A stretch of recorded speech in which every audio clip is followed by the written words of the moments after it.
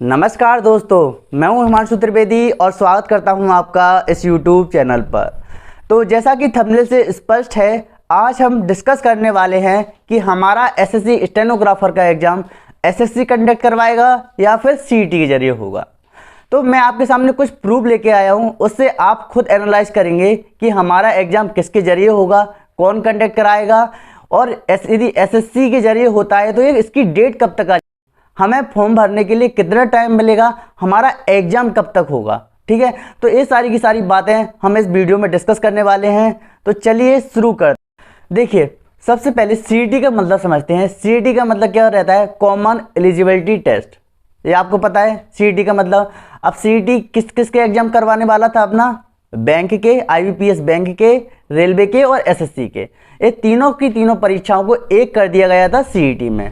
मतलब इन तीनों की तीनों परीक्षाएं ना होकर केवल एक ही एग्जाम होगा अपना सीईटी का। अब बात करते हैं कि यदि सीईटी का एग्जाम होना था तो ये कब होगा, कैसे कंडक्ट कराया जाएगा। ये सारे के सारे लोग स्टूडेंट उलझन में पड़े हुए हैं कि हमारा एग्जाम कैसे होगा, कब तक होगा। अभी तक तो इसका सिलेबस भी तय नहीं हुआ है। तो देखिए, अभी कुछ टाइम पहले हमारे मिनिस्टर ने बयान दिया था, जितेंद्र सिंह ने, कि मार्च 2022 में सीईटी का गठन किया जाएगा। मार्च 2022 में सीईटी का गठन किया जाएगा। अब गठन का मतलब आप अच्छे से समझते हो। गठन करने के बाद क्या होगा? अपना सिलेबस, उनका कोई प्रक्रिया होगी, सिलेबस तैयार होगा, उन्हें क्या करना है, कैसे करना है। वह प्रक्रिया में कम से कम 2 से लेकर 3 मंथ तो ऑब्वियस सी बात है कि लग ही जाएंगे।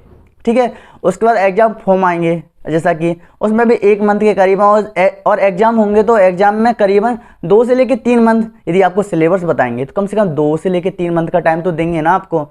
उसके बाद रिजल्ट की प्रक्रिया, और उसके बाद जो टायर 2 होता ही है अपना। टायर 2 में क्या जुड़ जाएगा? जो अपना एसएससी का प्री एग्जाम होता है वह टायर 2 में जुड़ जाएगा और टायर 3 अपना उस टाइप में चलता ही रहेगा। तो ये सारी की सारी प्रोसेस होने वाली है मे बी। तो देखिए, सबसे पहले बात की जाए सीईटी कब होगा अपना। तो सीईटी मार्च में गठन होगा तो कम से कम 6 या 7 महीने तो करीबन लगेंगे उसके रिजल्ट आने में। मतलब हमारा 2022 यदि सीईटी होता है तो 2022 तो गया, लेकिन वही यदि एसएससी कंडक्ट कराता है तो दिसंबर या फिर जनवरी में उसकी फॉर्म भरना, फिलअप होना स्टार्ट हो जाएंगे। उसके बाद 2 से 3 मंथ में उसका एग्जाम हो जाएगा और सारी की सारी प्रोसेस चलती रहेगी। ठीक है, अब बात की जाती है कि हमारा एसएससी कब तक नोटिफिकेशन निकालेगा। ये आप कंफ्यूज हो गए कि अभी तक दिसंबर होगा, एसएससी ने नया कैलेंडर नहीं निकाला। तो अभी कुछ दिन पहले न्यूज़पेपर में एक आर्टिकल आया था कि एसएससी सीजीएल की 1 लाख पदों की भर्तियां जल्द ही होंगी। अभी कुछ दिन पहले, ज़्यादा टाइम भी नहीं हुआ, 5 से लेकर 10 दिन हुए हैं। यहाँ पे आपको दिख रहा होगा कि एसएससी सीजीएल की 1 लाख पदों की भर्तियां।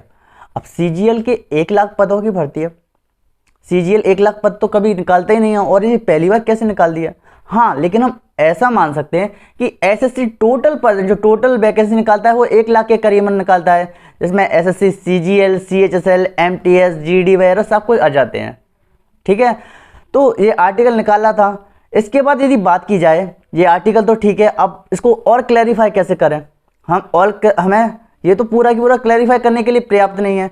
तो देखिए, आप जाना सरकारी रिजल्ट की बैंक वेबसाइट पे या फिर आईबीपीएस की वेबसाइट पे जाना, तो उन्होंने 2020 के फॉर्म भरवा दिए थे, फिलअप करवा दिए थे और उनके एग्जाम भी स्टार्ट होने वाले हैं।